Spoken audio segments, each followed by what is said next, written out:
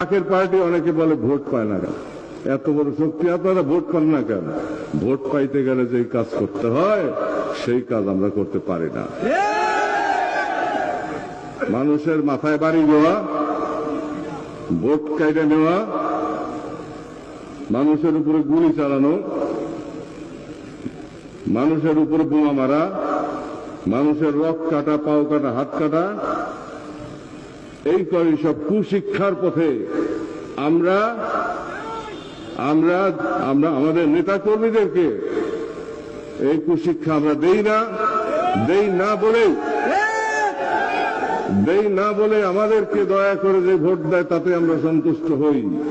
কিন্তু